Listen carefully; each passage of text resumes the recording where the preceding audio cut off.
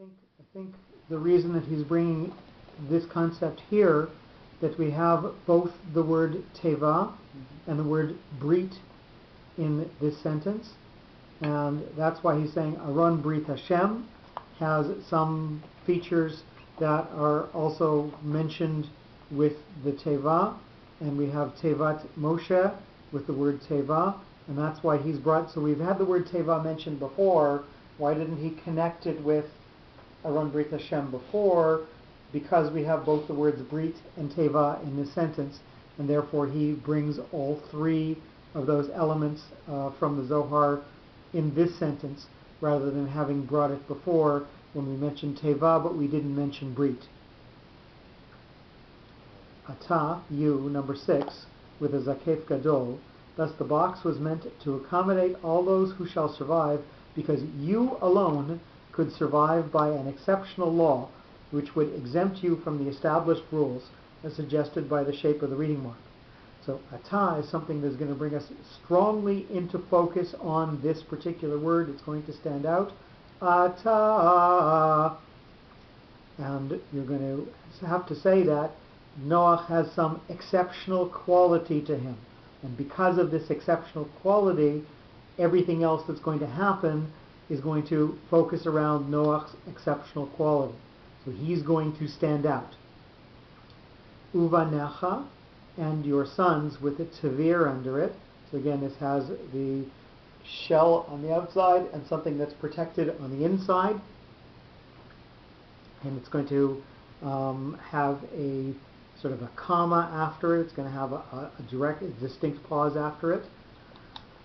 But since there are other participants to accompany you and your sons, they must be subject to the laws of nature as expressed by the shape of the reading mark.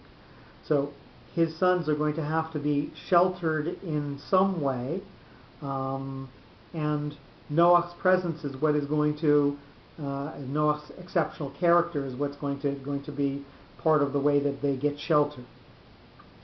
Ve'ishtecha, and your wife, with a mercha under it, number 8. The rules of creation shall not be broken, and your wife will survive by joining you because she is considered part of you. Even she is not an exceptional personality as specified by the directional shape of the reading mark. So we're going to gently flow into the fact that your wife is going to come. His sons are part of him and are sheltered by him, and they have part of Noach inside of them, if you will. The wife, as a soulmate, again, doesn't directly connect to Ata, but it's going to be something that is going to flow in from there forward. So it's going to be somebody else who falls under this umbrella, even if she doesn't have merit in and of herself, other than her connection to Noach. Uneshe vanecha, and the wives of your sons. We'll notice that the word banecha loses the dot in the beginning of the beit. That is because of the yud and the word nishe in front of it. So that takes the aleph hey yud vav, takes away the dot from beged kefet, from beit gimel daled kaf pei tav. So unishe vanecha, and wives of your sons. This is a tipcha, so this is going to flow in from the concept of v'ishtecha, your wife, even though she didn't have any merits. Unishe vanecha, not by their own merits, but by the same standard that we apply to your wife.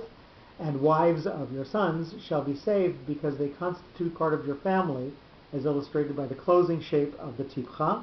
So the tipcha is going to say your wife didn't have any merits, and your the wives of your sons didn't have any merits, but because they're connected to you, they're going to all be saved because of Ata. Itach, with you, with a sof pasuk. Therefore, they will all be saved because they will be with you and share your protection. So the stabilizing factor is Itach, with Noach's special Ata, is what's going to save Banecha, Ishtecha, V'Shevanecha. They're all going to be saved because of Itach. They're with you. Ata, Umincha, V'Ishtecha, V'Shevanecha, the extra note. you and your sons and your wife and wives of your sons. This grouping, by separating men from women, indicates that sex was forbidden in the ark for man and animals, for man and animals alike. So it could have said Ata v'ishtecha uvanecha u'shevanecha. So why has it got the men separate and the women separate? Because it tells us that in the ark things were separate, and if they were separate for the people, they were separate for the animals as well. And again, here we have in this sentence yet again a reflection of the poetic concept of the first half of the sentence having the upper thought, and the second half having the lower, more physical thought.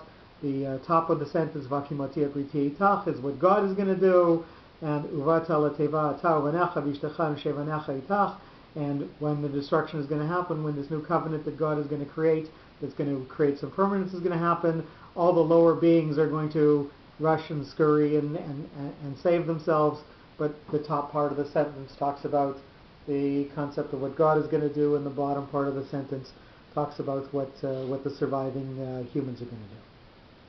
Sure. And we'll end here and continue on next week. Thank you, Thank Jeff. you so much, Rabbi. Thank you.